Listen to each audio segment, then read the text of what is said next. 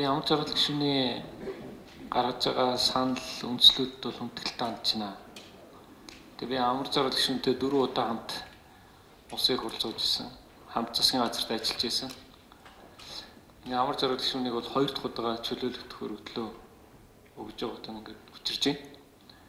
Эхний удаад бол Монгол улсын ерөнхий сайдаар сонгогдох гэсэн сонгогдсон учраас бид нар бол маш богино хугацаанд хилцүүлгүйгээр чөлөөлж ирсэн. Өнөөдөр бол нөхцөл байдлыг үнэлээд нийгмийн эдийн засгийн өмнө толгомцсон асуудлуудыг өөрийнхөө үнэлт өгнөд нийт Монголын улс төрчдөд сануул өгөх үүднээс хонхны дуу гаргаж байгаа үүднээс бол би өргөдлөө өгч ийн гэж ойлгож байна. Асуудлыг харин улсын их хурл яаж шийдэх вэ гэдэг дээр бол хүн бол өөрөөрөө бодож байгаа. Монголд байнгын ажиллагаатай парламент байгуулагдсанаас хойш хүмүүс өргөдлөө өгөөд сайн дураараа хэд хэд удаа гарч ирсэн. Тодорхой хэмжээний хилцүүлгүүд хийгдчихсэн. Зарим нэг нь хилцээд улсын их хурлаас чөлөөлөхгүй байх нь зүйтэй юм байна гэдэг шийдвэрч хүртэл гаргаж ирсэн. Энэ бол Монголын сүүлийн 20 жилийн түүхий. Амар жаргал гишүүн бол хувь хүнийхээ хувьд ёс суртахууны олон сайхан шин чанаруудыг бол энэ парламентод бас үзүүлжсэн. 1998 онд ерөнхий сайдаар нэр дэвшихэд өөрийнхөө төлөө санал өгөхгүй гэд өгөөгүй. Тэр нь бол яг тухайн санал оролт өөрөө 50-50% болж ирсэн. Тэгээ энэ хүн бол анх удаа ерөнхий сайд нэр дэвшээд сонгогддог өөрийнхөө төлөө санал өгөөгүй учраас. Энэ ёс суртахууны хувьд бол маш сайн үлгэр дуурайл болж ин даа гэж бид нар бодож ирсэн. Би дараа нэг зүйлд бол харамсдаг. Тэр үед амар жаргал гишүүн өөрийнхөө төлөө саналаа өгсөн бол 96-аас 2000 оны хооронд олон удаа огцорсон маш удаан хугацаагаар үүрэг гүйцэтгсэн засгийн газар бол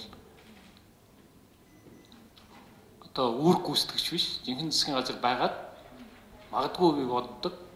Зориг гишүүн амиа алдахгүй ч гэсэн байж магадгүй. Сүүлд нь бол. Тэгэхээр бид нар хүний гаргаж байгаа ёс зүйн шийдвэрүүдийг парламент олон хүний зүгээс бодож үзэхдээ улс их орныхоо хувь заяа хөгжлийн чиг хандлагын үүднээс бол харах хэрэгтэй гэж бодож байна. Хувь хүнийх нь хувьд бол асуудал дэвшүүлж байгаа зүйлд нь хүндэтгэлтэй хандах хэрэгтэй. Гэхдээ улс төрч болсон хүн бол өөртөө харьяалагдахгүй. Би ард түмэнд тодорхой намд харьяалагдаж өөрийнхөө ухамсарт амьдралаа зориулна гэж орж ирдэг учраас зарим нэг шийдвэрүүдийг нь бол зөвхөн хувь хүний шийдвэрээр гаргаж болохгүй юм байна гэж би бол тухайн үед бол ойлгож ирсэн. Яг үүний дараагаар бол шаргадорж гишүүний асуудал орж ирж ирсэн. Шаргадорж гишүүний асуудлыг бол тухайн үеийн улсын их хурлаас гаргахгүй гэж шийдчихсэн.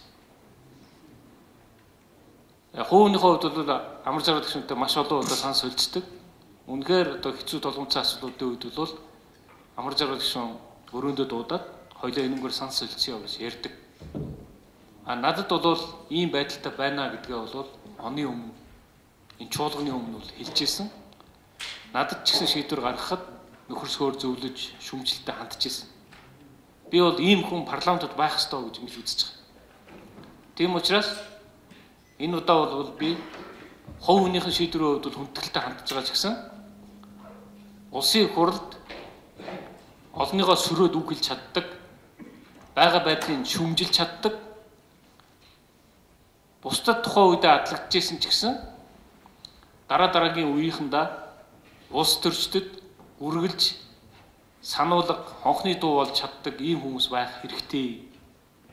Тийм учраас би бол таны хүслийн эсрэг санал өгнө гэдгийг хэлэх гэсэн. Баярлалаа.